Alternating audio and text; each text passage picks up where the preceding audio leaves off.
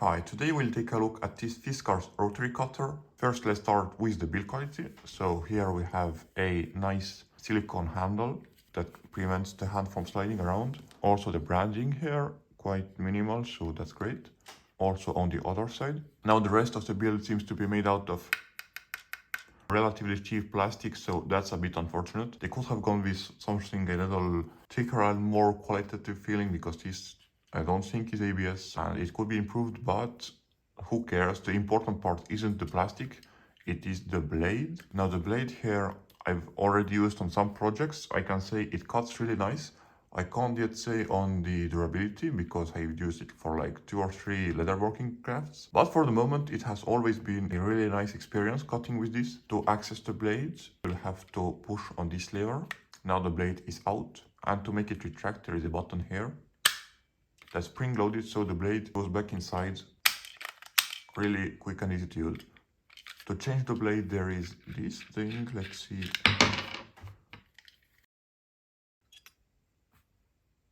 So this again plastic, and it's a nice thing that you can remove the blade, because sometimes you have little particles of leather or fabric or whatever that go in between the blade and the cutter. So yeah, it's also, I just found out, I don't know if it's a feature or not, but it seems that you can put the blade in both ways. Yeah, for whatever reason you can put the blade on the other side if that's what you want. I guess for left-handed people maybe it makes a difference, or if you just want your blade to be on the right side.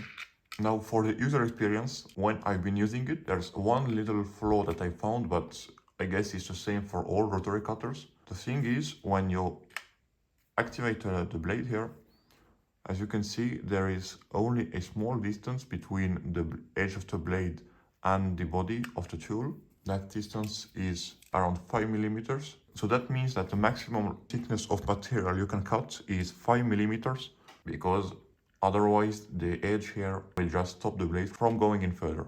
Now let's make a quick test on this piece of scrap belt made out of Chinese leather.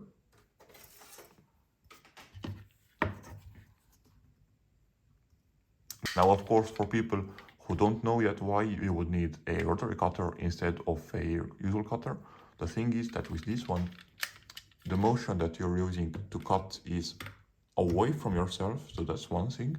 And secondly, you can make really long cuts that with a knife you wouldn't be able to do. You can just keep it rolling on the material and it will cut. Also, you can make turns if that's what you want to do. But now let's go for the test here. So first, pass through this. Oh, I should actually measure it. Okay, so 3.8-ish millimeters.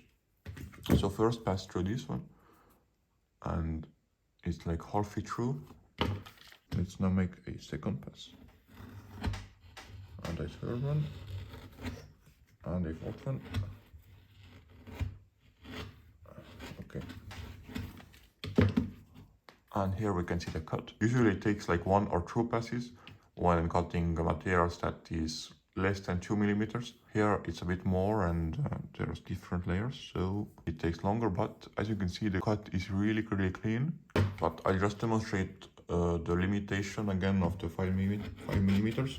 So when we put 2 of these on top of each other, the thickness is something like 8 millimeters. And now if we want to cut this thing,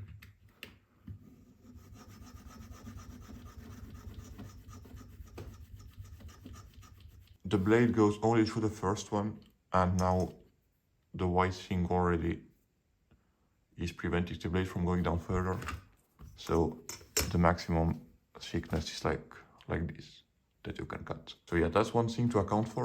Otherwise, for the price, it's a pretty nice cutter. I definitely encourage you to buy one if you don't have yet one in your toolkit and you're doing fabric or leather work, because it will really allow you to make some cuts much easier.